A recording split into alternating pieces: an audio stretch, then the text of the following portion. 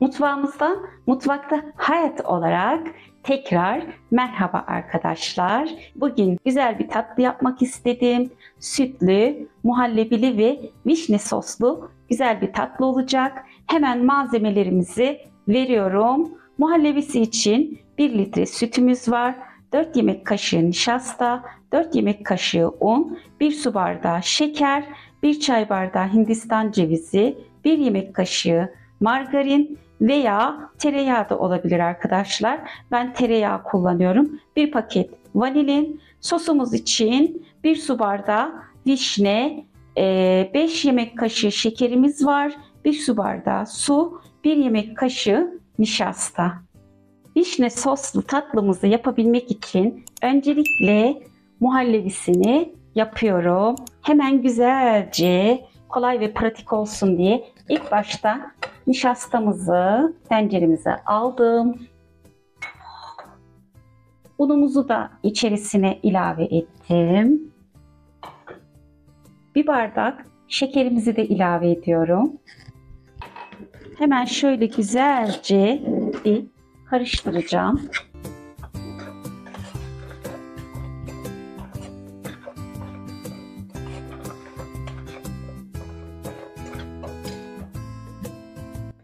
Hindistan cevizimizi de üzerine aldım. Hemen güzelce sütümüzü ilave ediyorum. Yine köy sütü arkadaşlar.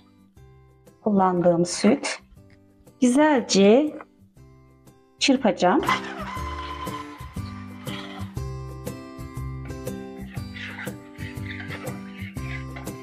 Şöyle iyice karıştırıyorum. Görmüş olduğunuz gibi üzerinde biraz topaklaşma var.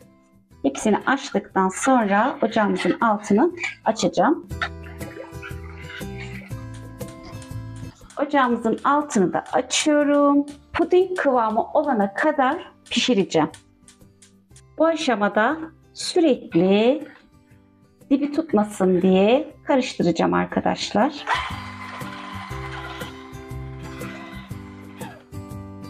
Muhallebimiz koyulaştıktan sonra geliyorum. Güzelce puding kıvamı gibi koyulaştı. Hemen bu aşamada üzerine tereyağımızı, vanilyamızı, güzelce muhallebimizin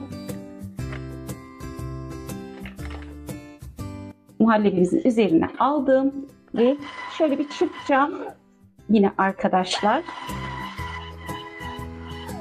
Ocağımızın altını kapatıyorum.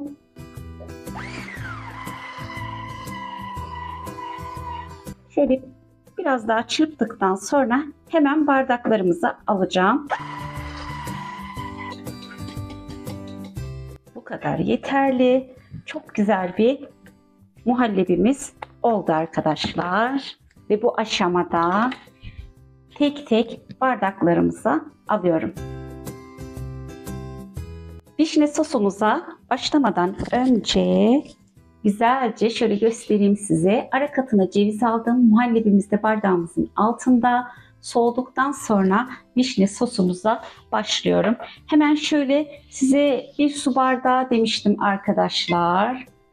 Orantıyı çoğaltabilirsiniz. Daha önceden dondurucuda güzelce vişnelerimi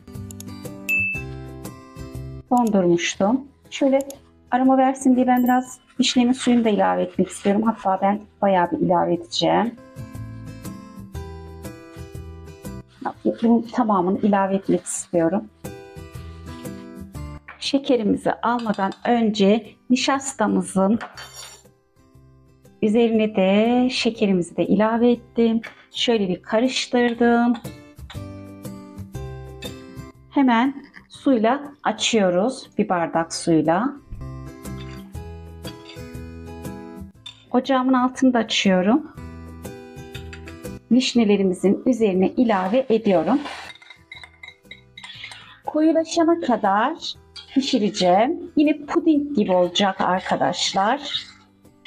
Görmüş olduğunuz gibi şöyle güzelce koyulaşmaya başladı.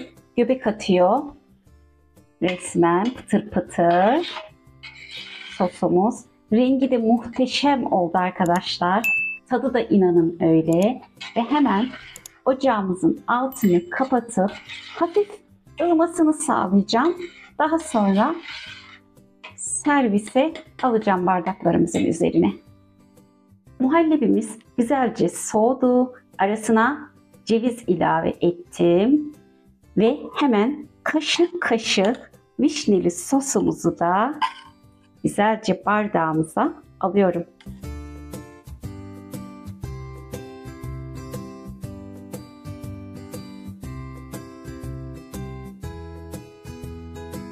Sütlü, muhallebili vişne soslu tatlımız hazır. Serviste sütlü muhallebisiyle hafif dondurma tadı, ara katında sürprizli çıtır çıtır cevizin aroması olacak. Vişneli sosuyla da hafif mayhoş, hafif tatlı, dondurma tadında çok sevebileceğiniz hafif bir sütlü muhallebili cevizli vişne soslu tatlımızı sizlerin de mutlaka yapıp denemenizi tavsiye ediyorum.